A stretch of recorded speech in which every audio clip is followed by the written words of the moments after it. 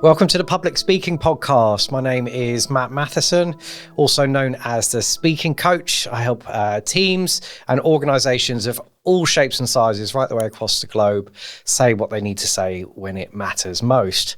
My controversial view is I think most people are getting it wrong, not because their intentions are wrong, but because they're not being themselves. And that's what I bring to this podcast. And I'm Emma, founder of Dream Clinic, and I'm going to be speaking about the business of public speaking. I work with founders and expert-led businesses, helping them to develop their ideas and use those as profitable channels. I believe that a lot of speakers fail because they don't have the systems and the support networks around them to help them be their best. Episode 1, day 1, what day? It's been an amazing morning, hasn't it? We've just recorded a whole bank of episodes and here we are. How are you feeling? Really good, really excited. Amazing guests, lots of incredible insight, real world insight, and I think already seeing some emerging themes. Yeah. Very much humans in business, Human, I think everyone so far Yeah. has used that word quite profoundly, haven't they? Absolutely. Yeah. And I'm just really looking forward to seeing where other people are pushing the boundaries, have good advice, perhaps have not only nuggets of wisdom, but maybe opportunities for community. I'm really excited about the intersection between our nervous system and our patterns and our conditioning and how that affects how we show up on stage. And we've spoken loads about that through all sorts of lenses with the guests that we've got so far. Particularly, I always find it fascinating how people think that the best way to be is hiding all that stuff. Like staying away from it. I think the public speaking world notoriously feels unattainable. It's a bit gatekept. It's a bit of a wild west, unknown, and it feels like a far reach for a lot of people. It really does, doesn't it? And I think, perhaps we think of public speaking as being on a world-leading stage, giving some kind of iconic address or keynote, but actually people are doing it every day within business, within their work environments, and perhaps not always giving it the attention it deserves or treating it in the right way. Because I guess this is the public speaking podcast, we've deliberately gone quite Ron Seal with the title. For you, what does that mean? What does public speaking mean? What can people expect? I think for me, it's anywhere you have something to say and you've put it in the public domain. Whether that is through a speech or a talk or addressing your team, or whether that's putting something out online or creating something for your website. I think anywhere you are having a voice, that is public speaking. And people, again, they're doing that all the time, but they don't necessarily think so. Yeah. I often say, we spoke about this in one of the later episodes that's coming up is the idea that actually we do it all the time. You say, I really love that. But then when someone puts a time and a date on it, we stop being ourselves, And public speaking to me is any situation where you have eyes on you that you don't feel comfortable in. Oh, that's it. Yeah, that's really interesting. And that tends to be mostly professionally, sometimes personally, but we're leaning a little bit more into the professional side of things here. And usually the indicator, so I guess I say to clients, like an indicator here is like, are you feeling triggered or at the edge of your comfort zone? And then chances are you're moving into a public speaking territory. You're right. And people putting themselves out there is a big step.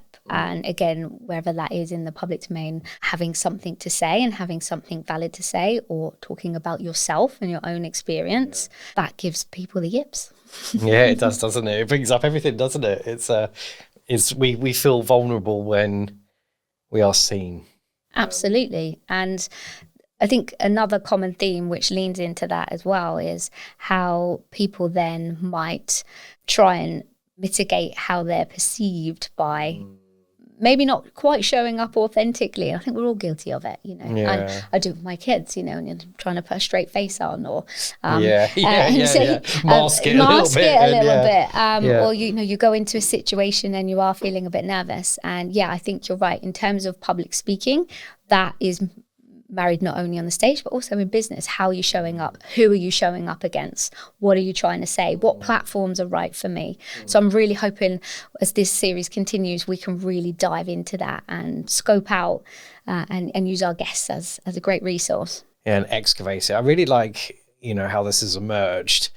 And there was something that came up in one of our planning calls that I think you said, which I really loved, which is, I'll bring the art of public speaking, you'll bring the business of public speaking, which is, for me, that's just become what the angle for this podcast is, which is really brilliant and beautiful, both those worlds. So what is the business of public speaking for you? For anybody listening, what does that mean? So the business of public speaking is all the systems that you need to build around your speaking identity, your persona and your story that help you to leverage on that and monetize it and use it within your business. For example, somebody that has given a speech, perhaps they've been an accidental speaker, they found themselves volunteered to volunteered and thrust into giving a talk. It went really well. Perhaps they enjoyed it. They've worked with a coach, they've honed their skill. They feel like this is for me. And actually they've got great feedback and there's opportunity there to do it again. I think what's really important then is to make sure that you have the systems and the assets in place to be able to pull of that all together. And that's really difficult because you might be a solopreneur, you might be an entrepreneur, you might be working inside a business simultaneously. So having an extended team, a network, a community that can help support you in reaching some of those speaking goals is super important. So I want to talk about all the things that you might need as a speaker that will help you to be successful. Got it. So everything around the stage, if you like, and of course I'm not talking about microphones and steps, but I guess like the way I see it is the world that you're bringing is the scaffolding that sits around that moment, whether that's, like you say, the commercials, so the branding, building your visibility engine, building your website, making it easy for people to book you. As a speaker, you want to be making the transaction of your business very easy, and a lot of that gets lost. And if this is a big focus for you and something that you want to sustain, then making sure that you have those assets or the people or the teams around you to support, and that is super important. And doing it and this is the thing that I think is really cool about the angle of what we're doing here, is how to do that in a real authentic human way that isn't the kind of corporate polished false way that leads speakers to feel disengaged or undervalued by the people who are booking them, or that they're not being themselves. And I think we talk about this in a later episode as well, around how the runway that brings them to that space, they need to be themselves all the way through that process and be confident in their offer and trust their intuition, say what they want to say, even in the runway. It's not just that moment on stage where the story is, otherwise you're kind of setting yourself up for something. There's a whole world around this. People just see what's on stage, don't they? It's like you don't think about the work that goes in beforehand, the support and everything that wraps around it that helps make that moment happen. And I guess if that's not right, that means that moment's going to struggle even more. The business of public speaking, I think it feels really unobtainable for a lot of people. And being able to make a career or monetize on sharing your ideas and your story sounds like a wonderful thing. And it feels like something that perhaps is daunting or slightly out of reach. And if you're on your own or already working inside of a business, it does require a lot of time and energy. And there are systems and assets and processes that you need to create in order to be good at that. It's a job at the end of the day, and you need to be easy to work with, and it needs to be sustainable. You need to enjoy it. So creating a business around your speaking is a supportive ecosystem. It's a community. It's the go-to things, as if you were in any other business, whether you're a consultant, advisor, working in a shop. You would have processes, you would have your documentation, you would have a marketing engine, you would be working on your visibility. And a lot of that, I think, comes as a second thought. And actually, to remain consistent and authentic is something that you should be building right from the beginning. And then that gives you the grounding and the ethos that you can continue as you scale. I love what you said about remaining consistent and authentic, needing to be there from the beginning, because I know that when I work with clients and they come to me, different levels of, I put it in inverted commas, authenticity creeps up at different times depending on where they are.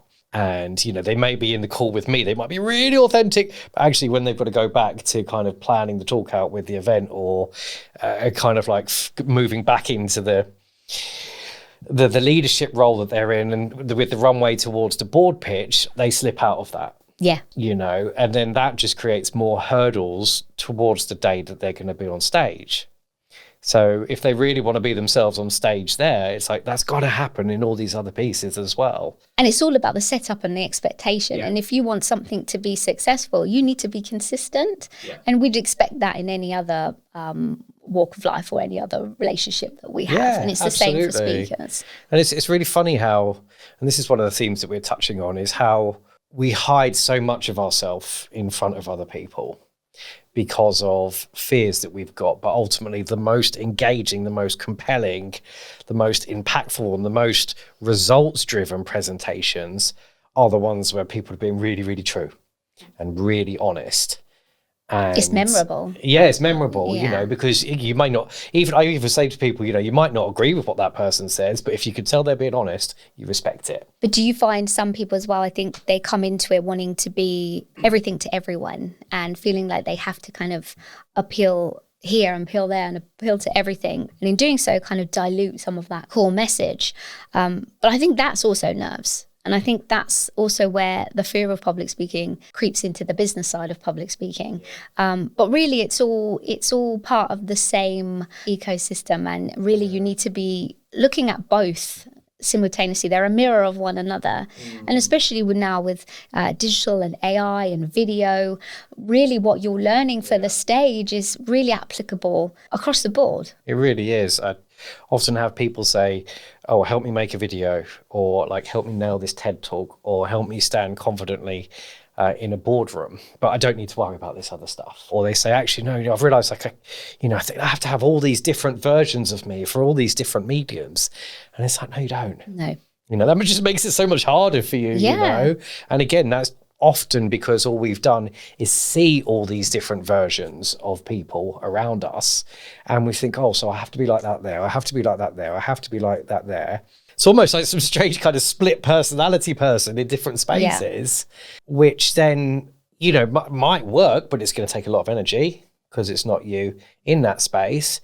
And once I start seeing you in different spaces, I'm confused. They're confused. Absolutely. Yeah. It's confusing. Sounds and it's exhausting. Inauthentic, and it's exhausting. Yeah, definitely. And, drawing this back, because of course, one of the things I'm fascinated about is the kind of psychology behind a lot of this.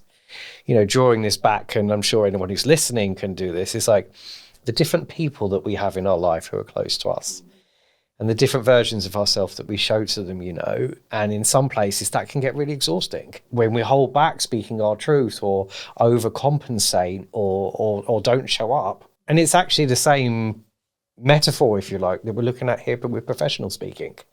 It's like all these different versions, and that's not to say you don't have different delivery styles, but is it you? I guess is the question people should be asking, I think, which is one of the questions we're going to be exploring in this podcast. Absolutely. And get some incredible insights from guests that work within really specific areas that really lean into some of the pain points that public speakers and public personas have, but also not only in delivery, but perhaps within their business, and getting real with that. Let's be honest about it. Yeah. So given this is episode 1, of course, and we've got loads more coming, what are you most excited about discussing with all our guests? I'm really excited about how the public speaking world is going to look in the next 5 years. So I think working with people that are in it now and experts within their fields, I think it gives us really good insight into where things are going to go. And my personal opinion, my unpopular opinion might be that the industry, how it is right now, has got a little stale. it's a little archaic. It hasn't moved with the times. We've got a real hybrid of old school structure, which is gatekeeping a lot of really true, amazing voices that I think are struggling to break through. And we've got a lot of noise. There's a lot of people putting stuff out there. Yeah. It doesn't really mean anything. Yeah. So this is a really interesting time. So I'm really excited to get a bit more of an insight from the wider field into where things are going. We're at a point of change, aren't we? I think in so. Technology, in how we're seeing. I mean, if we look at the younger generation, how they're a lot more open about how they feel and what they want to say. These are the people who are going to be the speakers of the future. Absolutely. And already are in many ways. So what am I excited about with regards to what we're going to be talking about with people? I'm really excited about finding out from other people what the motivations and levers are for them or have been for them that have brought about that change in how they speak. Which is what I work with people on, is like to find that lever so that they can be themselves rather than the person they're not. But there's millions of other people who are doing this in different ways. And I'm really excited to hear what's the journey someone's been on to find their way of doing it. And then how that has changed how they show up on stage. Let's learn about what impact they're having. What does that system look like for them right now? What's going on in their world? Get that insight, which I think will be hopefully really interesting for our listeners. And I don't think it really matters where you are on your public speaking journey. No, I think this is for everybody who I guess fits that definition we were saying of having to be in front of other people, not feeling yourself and feeling the pressure. Whether that's 3 people or 3,000 people, there's going to be something in this for you. Exciting. Very Can't exciting. wait. Yep. Okay, and with that, I think we're at the end of our first episode. And the second episode is going to be available to see straight away. So get stuck in. And I've been Matt, thank you. And I'm Emma. And we'll put our details in the comments.